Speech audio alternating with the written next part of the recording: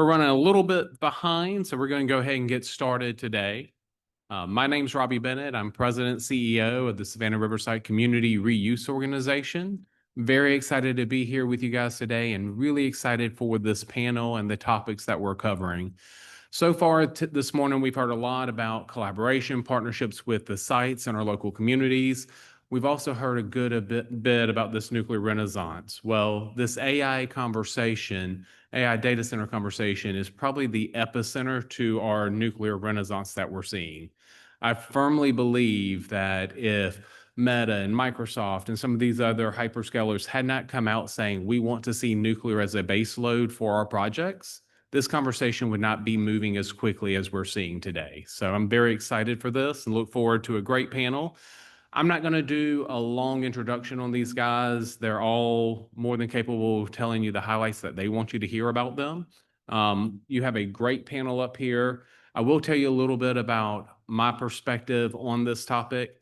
I've been in economic development for over 20 years. I've had a blast looking at projects of all shapes, sizes, and scales.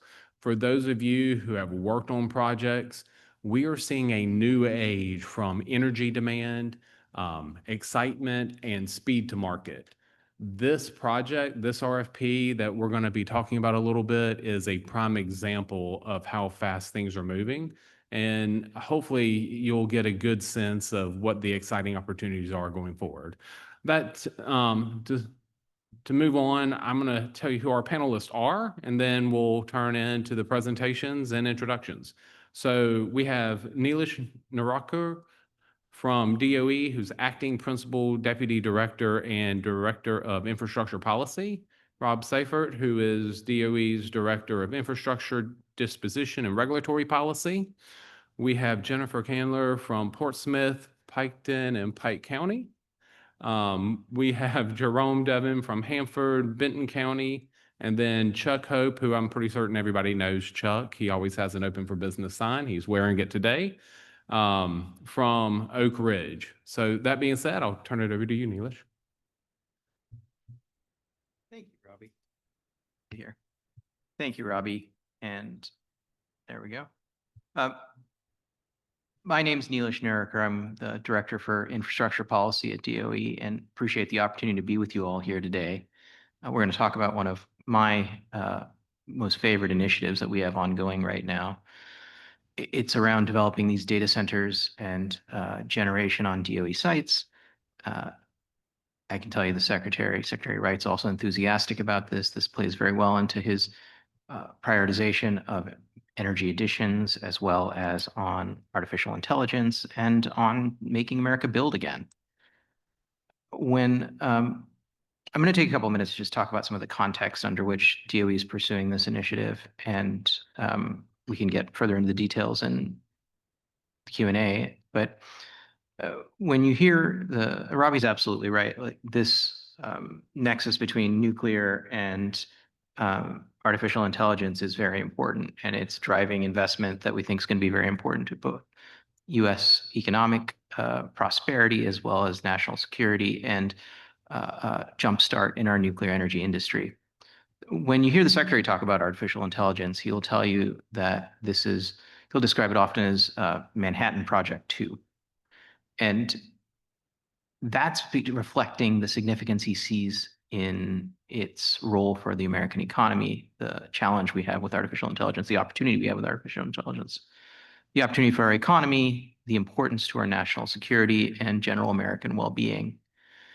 Now, the department has a twofold mission here. We are the science agency, so we have a lot of work first on advancing the R&D and research and understanding around artificial intelligence. Second, we are the energy agency. We are the Department of Energy, and we are entrusted with making sure that the data centers that are going to allow the U.S. to maintain its lead in AI have the power they need to run. And so that's our dual mission. I spend my time on the second part of that, on making sure that the power is there for data centers. This project was one way in which this initiative is one way in which we were thinking about advancing those goals broadly. So taking a step back, sort of what are our priorities here? we had them laid out very clearly for us in the Secretary's February 5th plan, in a number of executive orders, including the nuclear executive orders that came out on May 23rd around developing reactors on federal lands, as well as the July Artificial Intelligence Infrastructure EO, which directed the Department of Energy to develop data centers on federal lands. So I guess our mission here is, and it's wrapped up in the RFI that we put out in July. It is, for those of you that have been following some of the other sites that have been moving forward, it's in the request for proposals that the Idaho National Lab put out to develop a data center and generation there just recently. We are looking at this in ways that address both the data center, the AI challenge, as well as the energy challenge. So first and foremost, what does that mean? First, we're looking to meet the economy's need to have data center capacity to meet to maintain US AI leadership, to meet our economic needs, right? And we need to develop that quickly. Second, we're focused on energy additions. We know that achieving these goals requires new energy, and in this leasing process, we're thinking about how we can combine those to make sure those come together. We have, we do that for a number of different reasons. It's, you don't solve one problem without solving the both of them. There is a commitment on the part of this administration to keeping energy costs low, and that means making sure energy generation comes on alongside the new load that's coming on the grid.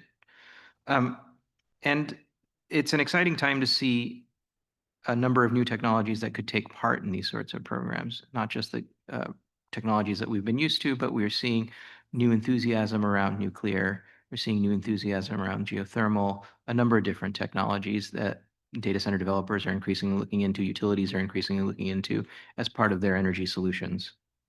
So third, I think the third priority is around thinking through collaboration. I think these are opportunities, having these data centers built on federal lands. They're primarily intended for commercial use, but there's also opportunities for collaboration between, say, the national labs and the data center developers that take place on these sites. And finally, we don't want to impose any costs on taxpayers. We can do all of these things because it's such an exciting opportunity and there's been such interest. So when we issued our RFI in July on this issue, we had strong industry response, lots of interest in the 16 sites we offered. And based on that interest, we looked at what sites had the most interest. And those were Idaho, the Oak Ridge Reservation, Paducah, and Savannah. And we picked them based on interest, based on opportunities. At this point, sort of having laid out the priority set here, let me ask Rob if you want to go into some of the details on some of the sites. Yeah, sure. I can absolutely do that. And yeah, I appreciate that. Neelesh and I have got to spend a whole lot of time together over the past handful of months as this has come about. And as he hit on, and one of the things that we'll really tap into with this group in particular is the collaboration piece. And while there has absolutely collaboration with with the AI industry and others, these projects that we're talking about are lands that exist in your communities. And so when we start embarking on rolling out various RFPs or RFOs, and you'll hear it phrased differently, it's going to be really important that you guys dive in. And of course, one of the things that that we know very well about this group is that you guys are not shy about sharing your thoughts and opinions, and we need that. And this as much as anything. And while this is not a particular EM mission, it is a departmental priority. And when we were asked to identify sites where we might have some available lands to be able to do that, absolutely we want to be part of answering that call to meet the president's priority. Artificial intelligence is a wave of the future, and we want to make sure that we're doing everything we can to position the nation to be a leader in that. So along those lines, I want to spend just a moment. There's going to be a few maps I'll kind of throw up just to give, throw up on the screen just to give you guys a sense of where we are. As Neelesh pointed out, there are 4 sites that are a part of this. Idaho and Savannah River, I'm not going to touch on right now since those are not EM led sites. But with Paducah, we do have some opportunities to make some lands available. But I got about 700 acres of land that could be made available. Of course, I will caveat heavily that this is we're still working through a lot of things, and so as we develop requests for offer that'll go out to the industry, it's going to be important to participate in the industry days, to ask the questions. We'll refine available maps. You can kind of see in this diagram, the areas shaded in purple are the areas that we're really kind of focusing on right now. And that which is on your lower left, the big part on the side. For those of you who know, that's the southwest part of the site. That would be what we would call a phase 1 development opportunity. Of course, there's a lot of cleanup that has to be done at the site to affect phases 2 and 3. So that would be lands that would be made available as part of an ongoing mission and expansion and things like that.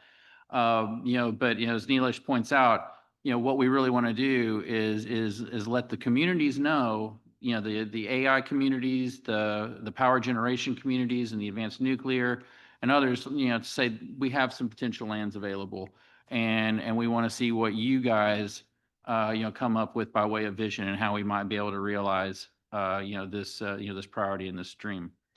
So, talking about Oak Ridge again, kind of flipping through these quickly. This is the K25 site. We got about 150 acres. Again, heavy on the approximate right now. About 150 acres that could potentially be made available. We'll have to have lots and lots of discussions, and there are lots of different groups that would have to be involved in what that looks like.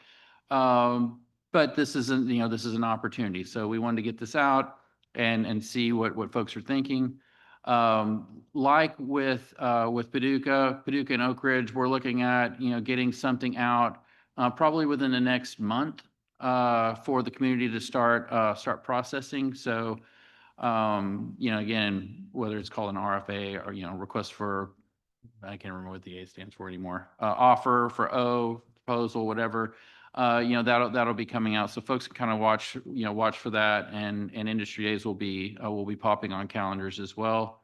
But in addition to the 150 acres at K25, this is also a collaboration with the Office of Science in Oak Ridge National Laboratory, where they've got approximately 95 acres, about 100 acres, that also would be made available. So the thought being that we have about 250 acres between the 2 sites in the Oak Ridge Reservation that a developer could come in and do something with. And then you can see, with Oak Ridge, here are the 2 sites on one map, so you can kind of get a sense of the proximity to one another. But those of you familiar with Oak Ridge, probably know that very, very well. So anyway, as Neelesh had pointed out, we've got a lot of opportunities here. It is exciting to be part of something that's really important, and looking forward to working with you guys and listening to your thoughts, your concerns. And watching the partnerships form so that we can see what the next steps look like. And I think, other than Neelesh would be happy for you to email him if you would like. If you have any questions, you can let us know. We'll be happy to answer any of those questions. Thank you, Rob. Thank you, Neelesh. Appreciate those comments. We're going to go into the community perspective now. Before we get there, I do want to tee this up a little bit. We have seen at the Savannah River area, the Aiken-Augusta area, a large influx of data centers looking at our market in general, even before this RFP has come to light. And we're talking data centers that are 15 megawatts up to 200 megawatts in the first phase, with 5 phases to come with that. We also have other projects that are looking out there that could be as big as gigawatt level campuses as well. This is something that is exciting from an industry that 10 years ago really wasn't expecting this kind of growth. So now that we have it, we have a lot of things we as communities have to think about, be prepared for, and be ready to address as this growth continues to come in.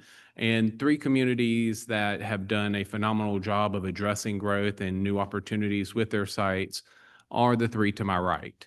That being said, we're going to turn it over to Jennifer to start first about some of the activities you've had going on. And the goal of this, while not all of us up here are sites that are selected for the data center RFP at this time, every one of these communities have been best in practice at how to deal with the land transfers, how to address growth and partnerships with industry. And I think those are lessons learned that we all need to hear. Jennifer? All right. So for the Piketon community, which is the host community for the Portsmouth gas distribution plant in Ohio, we have a community reuse organization, and then we have our local governments. And for the local governments, which is I'm an elected official on village council, we established a council of governments where we pulled in the local governments that have jurisdiction over the site in Piketon. And that provides, a single contact for project sponsors, regardless who they are. And it also has allowed our community to engage in a more meaningful way with the Department of Energy and engage on the future use plans and land transfers that DOE EM is making happen with SODI. But for us, for local governments, we have a responsibility to provide, I always say, outstanding public services and outstanding public infrastructure. And so if it's a land transfer for a larger project that maybe is going to provide some of those things, self-perform some of those things, and they don't need those services from the local government, then, we work with that. But it's just so important for the local governments to understand what the plans are, so that we can be prepared to provide those local services and the infrastructure. So what we've been doing in the Piketon area and with our Council of Governments is, we've been really working together. And you know how this is with economic development. For every 20 inquiries, you have one success. So we're just always kind of monitoring what's going on and preparing for that. And then part of that is kind of deciding as a community, like, what do you want to be when you grow up, at some point in time. So, we started answering some of those questions, and we began to make investments in the areas that we're responsible for, because we want to be ready when that need arises. And, it's not a good situation when if you're working on a project and you're really close to finishing the incentive package, but you didn't engage the local school district early enough, and you take the project to them and you're really excited about it, and you have no doubt that they're going to approve this tax abatement. But you take it to the school board and they don't know anything about it, and then they vote it down, and then it's a big, big problem when that happens. So for the Council of Governments, the way that we are trying to manage that, and we're doing this with resources from the Department of Energy, which have been extremely helpful in allowing us and giving us resources to do this. But we, so how do I say this? But so we have been able to very proactively, find out what's going on. And then sometimes you can't get some specific information because there's an NDA in place or whatever. And we respect that, of course. But so we just do a lot of anticipating. And I think we've done a pretty good job of positioning ourselves for whatever decides to break ground at the Portsmouth site on some of the land that's been transferred. There's a rumor that there's a data center that will be built, a data center campus, actually. And in Ohio, we have a problem with energy, as I think everybody's starting to face. And so they're switching to discussions about behind the meter power, which you're all familiar with. And at our site, we do have kind of a commitment from Oklo to build 2 Aurora powerhouses. Won't be enough total megawatts to provide the needs at the site, but those are the discussions that we're having. And seems like the power of choice is natural gas because I think it has a much faster timeline. But those are the things that we're trying to prepare for so that we're ready. And so that might mean identifying additional land around the facility and putting an industrial use designation on that so that there are additional places and acreage in order to build some of these resources that we're going to need for the data centers and other heavy energy users. But I just point that I want to make, I think for everybody in this room is just how important it is to engage your local governments who are the ones that will be the first to feel any negative impact from a project, as you know. The concerns that the local governments have are a little bit different than an economic development group or even a community reuse organization. And that all has to work together in order to be successful. And so we're working really hard on that part of our planning to make sure that we're all rowing in the same direction and we're ready to answer the call when there's an announcement rumored. We want to be able to prepare for that. So anyway. Excellent. Jerome? Thank you, Robbie. And I'm a county commissioner. I was a police officer for 30 years, so I got into politics to make a difference. That's a joke, but in the Northwest and where Hanford's located, we used to have a lot of cheap available power because of the Columbia Snake River hydro system. It was relatively, a couple cents a kilowatt, right? You could do a lot. And the aluminum plants came. And then when that was no longer viable because of export and things import, there was a surplus of power. And when I was in the legislature 13, 14 years ago, I was dealing with data centers because they were coming looking for that cheap power. And so the issues back then wasn't power availability, it was how much tax breaks can you give us for those data centers. And so, with Microsoft, Amazon all being there, and private developer data centers, they came to Eastern Washington for that power. Well, those days are gone now, but they're still knocking at the door, data centers, because they need land and they need power. In Washington State, the state legislature, after my time, they passed the Clean Energy Climate Act, and that places restrictions on carbon.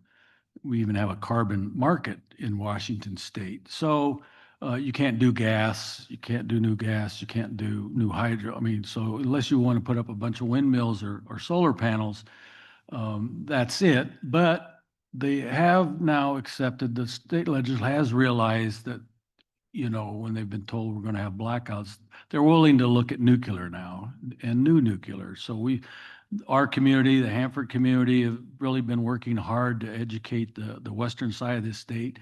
And so we have a long history because of the Hanford with the nuclear technology.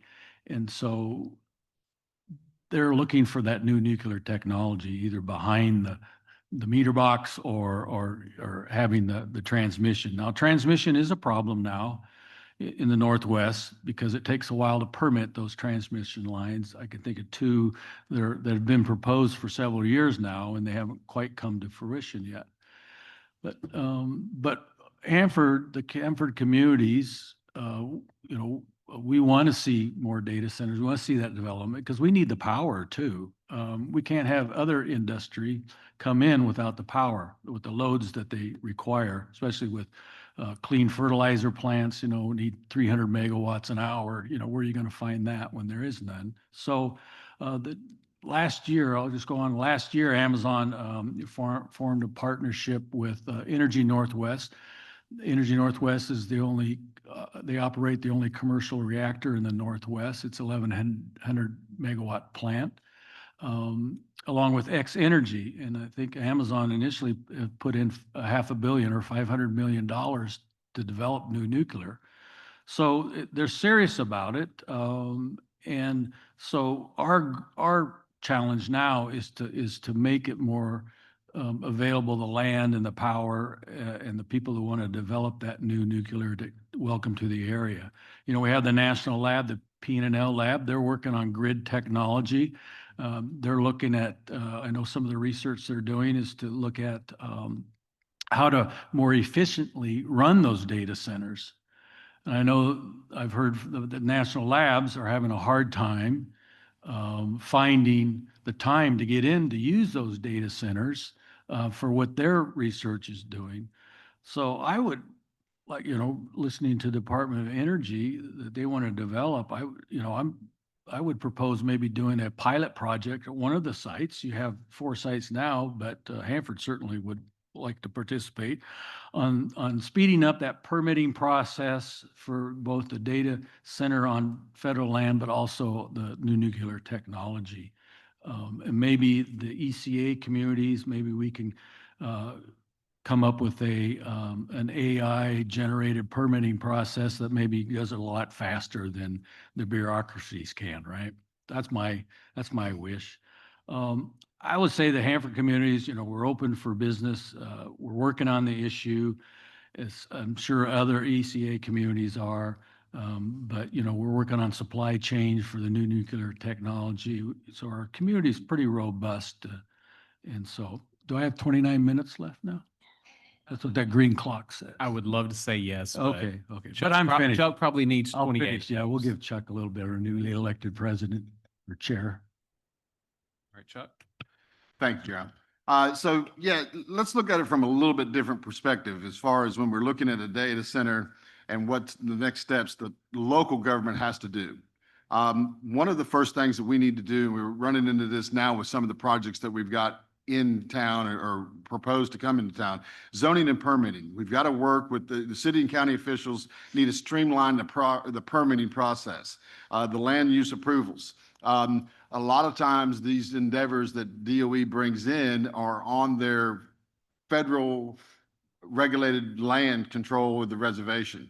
If these become private entities and are working with private entities, they no longer are under the federal control mechanism. And we're going to have to, as counties and cities, figure out the permitting process and a quick approval of the land use in those situations. So even though they may start a pilot program, if that becomes a private equity and it comes out there, we've got to do that, make sure that they're in compliance with the local codes. That's one of the things. Public communication. We've got to hold community forums, explain not just the downfalls of a data center or the liabilities of a data center, but what are the benefits? Jobs, tax revenue, technology, infrastructure, all these things are benefits, not necessarily liabilities. There are concerns. Energy use is always going to be one of those. Traffic's not necessarily one that we have to worry about right away because it's not going to be in the city proper. It's going to be on the reservation. But depending on what they have to do, there may be some environmental impacts that they're not aware of and that we may need to be aware of as we come forward on that. Partnerships. We're going to need to collaborate with the National Lab. One of the things that we do with our Oak Ridge National Lab is one of their pillars of excellence has been their supercomputing networking system. And so how is that going to collaborate with and work in line with the data center? We're also going to have to work with the city of Oak Ridge and local utilities to align the projects with a more broader regional goal. Infrastructure and utility coordination. Power supply is going to be a key to any type of data center. We heard that you're looking at anywhere from 15 to 50 megawatts, 75 megawatts of power. We're going to have to work closely with Tennessee Valley Authority, TVA, and our Oak Ridge Electrical Department to ensure stable, scalable, and possible renewable power sources. We're not sure what has to happen yet. And those are going to be questions that the local government's definitely going to have to ask. Water and cooling. These things take a lot of water. We're going to have to evaluate the local water availability, sustainability practices of the cooling system. One of the things that we've done is right now we're in the process of working through our comprehensive plan for the next 20 years of the city of Oak Ridge. One of the things that we've done and we've had in the past is we've had a second water outlet from our local river, Tennessee, the Clinch River, is to pull water source from a second location for water. We're just now modernizing our water treatment facilities across the city and the reservation complex. But with this second water intake, that may give us the possibility and the availability to increase water demands on something of this size with a data center. You know, the simple thing is broadband and connectivity. Where are we at? What are we going to need for that? And then if you do build a robust fiber optics, you're going to have redundancy plans, job creations, local hiring, supplier opportunities. These are a number of different ways that the local government can get involved with. The biggest thing I think we're going to have, and especially across this room and the buzz across what we're doing right now with new nuclear initiatives, is what are our plans with renewable energy? We know TVA is building an SMR. We know Kairos is coming out of the ground with Hermes 2. Hermes 1 is the pilot program. Hermes 2 is there. These are excellent opportunities if your communities are into have the new nuclear availability. These are excellent opportunities to work with, correlate these projects would be excellent to test these on the data centers and how they could work. Our research partnerships, again, with the National Lab and with the universities in the area, these are the ones that are going to be ultimately using these data centers at their highest capacity. And then just, again, going back and building the resiliency into any of these programs. Communication with the local authorities is going to be very prevalent when you look at the county and the cities that these systems are going to sit in. We have to have them. We're looking at it like Neelesh said, it's a matter of national security. So let's embrace these, but let's look at these with our eyes wide open when we're going about it. Excellent. Thank you, Chuck. So as you can tell, there's a lot of energy, a lot of moving parts to get this RFP done, to get these projects out of the ground and moving it forward. There's a lot of questions to this. I have a whole list of questions that we're going to ask the panelists, but I want to encourage you guys, there's microphones up here. If you want to come up with a question, go ahead, stand up so we know, so we can make sure we get to everyone. I'm going to start this off though. Neelesh, you talked a little bit about how you decided on the 4 sites. Can you elaborate on that a little bit and maybe even talk to, is there an opportunity for sites like Hanford for a second phase of this? Yeah, let me start with that second question first, which is these 4 sites are the first 4 to go, and we will consider additional sites. As far as how we went through the selection process, it was a little bit of seeing who is most interested and ready to be considered, as well as then listening to the feedback that we got from stakeholders, looking at issues like infrastructure in place, the ability to permit projects, the places that had appropriate space. And all of those issues we raised in the request for information that went out in April, and we got quite a bit of feedback from stakeholders all around on that. Talk more to the sites about that. And these 4 sites came out as the ones that seemed like the best ones to move forward with, at least at first.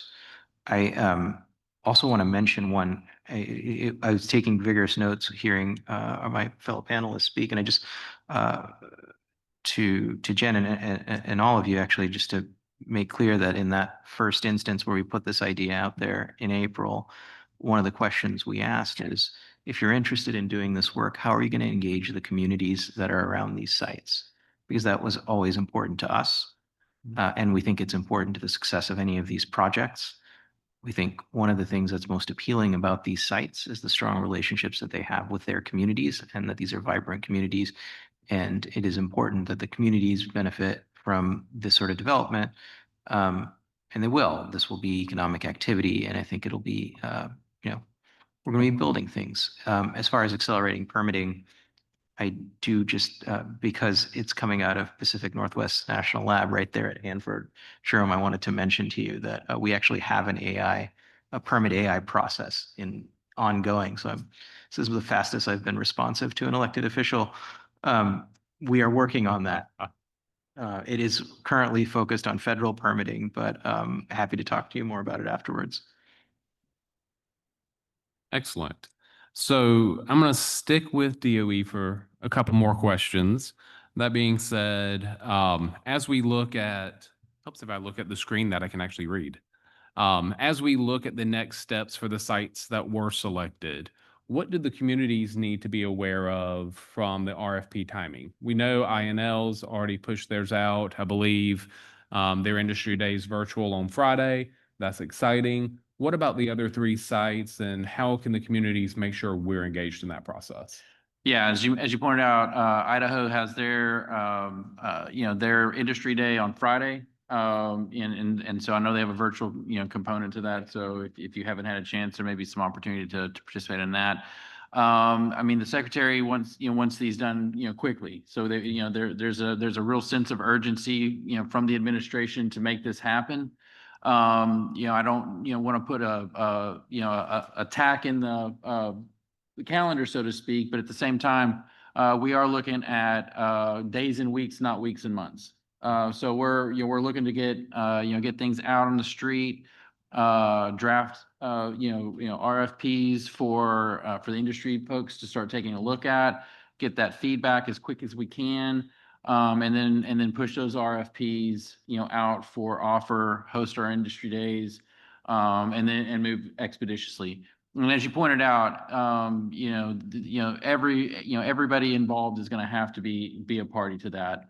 I know some of our fellow panelists mentioned, the importance of the national laboratories and certainly the communities and, everybody who has a role to play, they're all going to have to be a part of that. And so, I would say, participate in the review of those documents, participate in the industry days, ask the questions. Because while we're making land available, the success of this will largely be driven by the community involvement, by the national laboratories, and by the industry. So when those partnerships form, that's the nexus that we're looking for the success. And of course, we'll be there to help facilitate all that as best we can to ensure the success. But we're all looking to make sure that we meet the administration's mandate to get this done. So from a timeline to move this forward, and I really put this out to all of you because there's a local component to this question as well as a DOE component. How fast are y'all wanting to move from here's approval, you're the selected party to do this? What's the timeline for due diligence and getting that process before construction? And for you guys, what are the hurdles, issues that y'all have to address on that same front? Start with you. Yeah, so fast. I mean, we certainly have to make sure that we're following the processes appropriately, as was pointed out. NEPA is going to have to get done. You have to do the environmental impacts. You're going to have to work through the permitting process. All of that stuff has to be done. Where we have lands where it's necessary to do RAD clearances, we have to do all of those things. You can't not do that. So we'll follow those processes.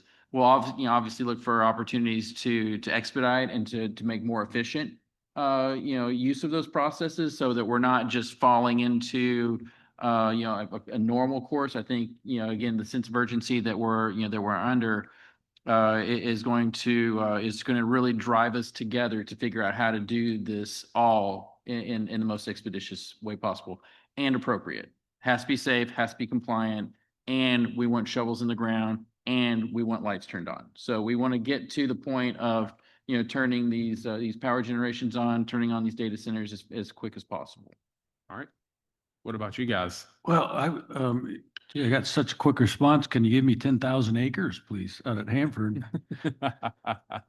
But we still in the Hanford communities in Eastern Washington.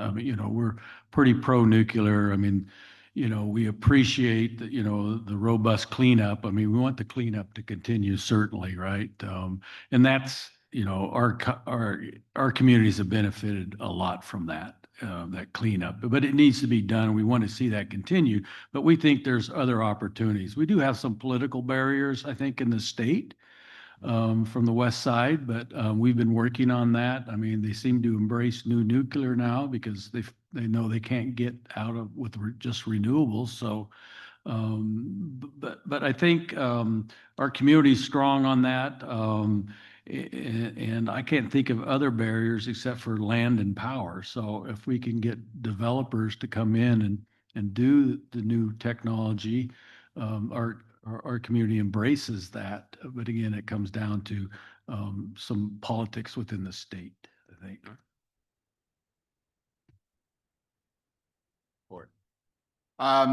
Several things. The word fast is not a guaranteed way of working things through.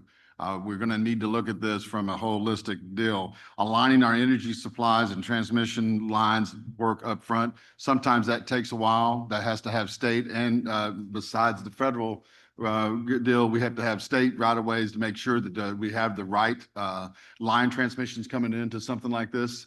And if you're looking at tying in some type of renewable energy, some type of SMR or MMR type of capability to this, the process that we have to go through for NRC regulations and stuff of that nature may have to come into play. So both of those timelines could really affect something like this.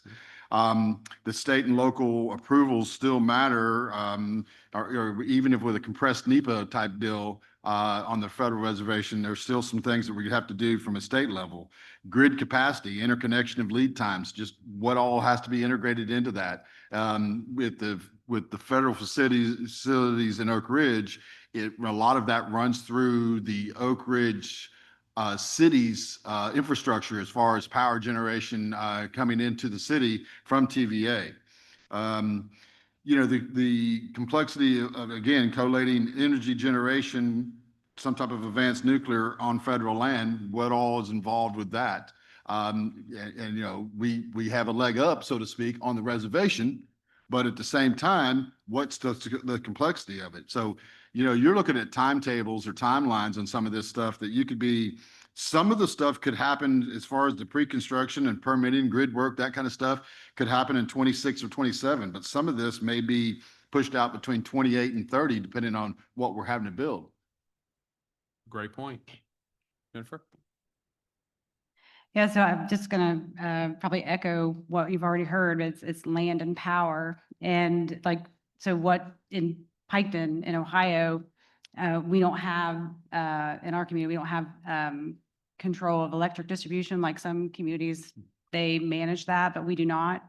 So we are relying on decisions being made by other people when it comes to providing the power that's needed. The state of Ohio is 30,000 megawatts of projects in the queue, and they are not signing any new power commitments because they don't really have enough, I guess, on their schedule in investing in megawatt production to even meet what they have. So all of that's going on.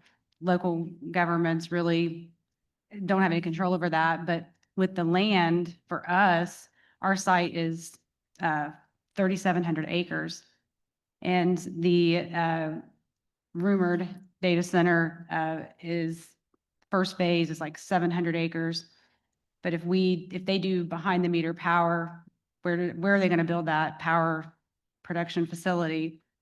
If it's close or on the DOE property, all of a sudden is there room for this? So what we can do as local governments to help overcome the barrier that we can control, I guess, is to look at the land use around the site, adjacent to the site, to expand those areas, and that way there's a little bit more room to do some things. Our site infrastructure, which is probably true for every federal site, we have the capacity to bring in or put out 4,680 megawatts with the infrastructure that's there. So, it becomes this question, I guess, from local governments, like, how do we, what can we do to support these policies? But do we want to be a megawatt producer and put power out onto the grid and to support this shortfall that we have in the state for power? Or is it really going to be all behind the meter production? So, like, those are the things, like, we don't really know the answers to those questions yet. And some of that we don't really have, we're not in control of those things. So we're just, again, and go back to that, anticipating, being, if whoever is the lead on a project like that, whether it's the state's economic development group or a regional group or whatever, engaging the local governments, just making sure that everybody is aware of what's possible or what's likely so that we can be prepared for that. Because, you don't want a barrier, or you got this great project announcement and the next thing you know, you got an Indiana bat issue, and it's like all those crazy things. But yeah, so I think we're all in the same boat here. Absolutely. And one thing that I'm seeing as some of these projects are taking shape across the country right now is you have a lot of concern around water, wastewater. What are the impacts to the infrastructure above and beyond just the power? And that's getting communities and residents riled up across the Southeast that I've seen, and really it's across the country. So to that point, y'all have looked at the sites based on infrastructure availability. Is there an opportunity for these data centers to tie in to some of the site-based infrastructure? Is it all coming from the local community? And if so, what resources are out there to support the local communities in being able to meet the development that's necessary? Yeah, and again, these are excellent questions. I mean, straight down the line, these are absolutely the types of things that that we're starting to ask, but you guys are living it. So to be able to get these questions, in the communities with the right, with the right people, this is what we're wanting. So I mean, to answer your question, Robbie, I mean, yeah, I think that there's some opportunities, for potential to to tie into some, to the site utilities. I think it's going to depend. I think that what we would want to hear is what makes the most sense from the offerer's perspective to do that. We work with the site, we work with the communities, we work with the utilities to see what can be done. And then, we work together, along those lines to affect the right decision. But I think I don't think that we'd pull anything off the table in terms of what that looks like, tying into utilities, water, power, et cetera. Certainly we would want to work, with the offers, working with the various, utilities, make sure that, you get, into the, the interconnect queues, right, and all that kind of stuff. Certainly we are hearing, regularly from site tenants and off-takers, we need more power. The labs would like more power, the sites would like more power, the communities would like more power. So it's not a matter of, build it and they will come. It's like they're already there, and they're ready. So I think that, that this is the type of partnership, and getting quickly to those draft RFPs on the street so that you guys can see it, ask the right questions, they get incorporated, those go out, offers can really bid or offer based on the real questions that are out. Then we can work together to figure out what the right answer is on that. Excellent. So we talked a little bit about the role some of the labs may play. Neelesh, can you expand on that a little bit? What can we expect on at least the data center side, and how does that relate to growing this industry? So this is in terms of collaboration. Absolutely. Yeah. That was for the RFI, there was a lot of interest in finding ways to collaborate on the science around artificial intelligence. And I say first and foremost, these sites are intended to meet the commercial needs of the U.S. economy, but they can, there's the opportunity to find ways to collaborate with the labs in ways that would, advance DOE's science mission. And I think we're looking to see what the proposals are that come in to see what might be the most advantageous ways to do that. But folks are, I expect a robust set of ideas to come forward in these RFP processes around that. I don't know exactly what it'll look like, but I know that there's a lot of creative people thinking about ways to do, to establish these sites in a way that helps us with, the science side of our mission on AI. Excellent. So as we continue to look at this process, site transfers, y'all all have been a part of this and have done it well. DOE's looking at 4 sites, large-scale projects from a site development. Is DOE looking at this as a land lease opportunity with these projects? Are we looking at it as a full site transfer process? Yeah, so again, all great questions. Right now, the concept would be site to be a lease because we've we're able to do those very expeditiously.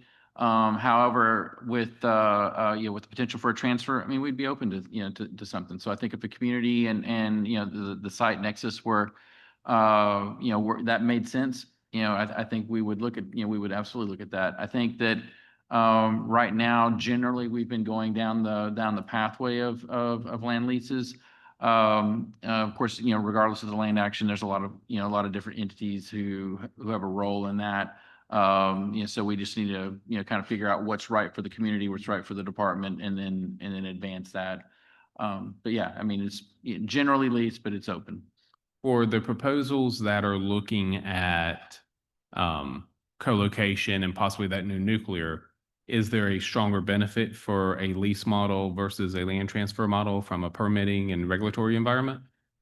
I'm not exactly sure about that. I mean, again, we're looking now at ways to retool the whole model in terms of whether it's under an NRC or a department authority. And I don't think that it's not, the authority is not necessarily predicated on whether it's a lease or a transfer. Okay. So I think at this stage of the game, the concept is, yeah, we know how to do this. We're doing this. Okay. And of course, we've done transfers as well. But yeah, that's Okay. What about you guys? Any lessons learned, thoughts on that process? Well, or the most current transfer we had was, I think, was 1,600 acres, and I think we've pretty much committed all that now to industry, and so I think a lease, just of course the terms of the lease, of course, but transfers or land lease, the Columbia Generating Station, the nuclear power plant, they have a long-term lease with the federal, with DOE. I think it's with the federal government, but not necessarily DOE. But that's where some of their new nuclear initiatives are taking place, on that already leased land from the federal government. But there's I should say, there's roadblocks, there's land use issues. I'm not a real detail guy. I just want to get to where we're going as quick as we can, right? But I understand that. I mean, there's tribal issues to take in considerations, because we do have federally recognized tribes around the Hanford Reservation that have a keen interest in what goes on in that reservation. But yeah, I mean, we've had good relations on the land transfers. I mean, we've been trying to have a land conveyance from the Corps of Engineers that was federally mandated in law. That's been 7 years now still. So if Department of Energy can lessen those bureaucratic roadblocks and get that done, then I think that benefits everyone, and especially again with the urge to get these new AI data centers. We've had a lot of experience with those, like I said, 20 years ago when they started coming in for the cheap power, but now they still want to come to the Eastern Washington, but they're looking for the power now. So yeah. All right, Jennifer, Chuck, anything? Yeah, just a couple things. Land transfers have been vitally important for Oak Ridge and the Oak Ridge community. We continue to see benefits from that. I can remember going back 15 years ago when I first come onto council and was working with land transfers. Land transfers at that time were a 3 to 5 year minimum thought process. You had to start thinking about things 3 to 5 years ahead of time because of the time it went through all the different channels and got it going. And then as we started to have some real true benefits of that and started to see some real successes of land transfer, the process gotten much more familiar on the DOE side to where they could almost tell us, okay, we can start seeing this, we'll see what's happening. And we started to see that, and it rapidly came down to within about 18 months. So a couple things to remember. One of the things this week is we are at the cleanup workshop. And there's two key points I'd like to make here. Communities benefit when DOE cleanup in states are directly tied to intended future land use. When you're doing it just with the assumption of, hey, we're going to clean this up, we don't know when we're going to transfer it, if we're going to transfer, but if there's some intended future land use, industrial, commercial, recreational, conservation, whatever that may be, it benefits better. The communities benefit, DOE benefits when we know what their end state is. And then the other thing I could say to that from the local community's perspective is overly restrictive deed conditions can limit redevelopment potential. And we've seen that within our own system at Heritage Center when we had an industrial park that was transferred over to us from DOE. There were some very overly restrictive deed conditions that we did not have any say in building that forward. But at the same time, there's a flip of that coin. While too lenient conditions can create long-term risk. So it's a very fine line that we walk along sometimes. Overly complicated deed restrictions are very restrictive from a local end use, and those too lenient sometimes can be very risky for us on both sides. And so we have to watch that when we go together with that. All right, I'll make this quick. No, for us in Piketon, we prefer land transfer over a lease if the use is going to be like a private entity, because we get tax revenue from that.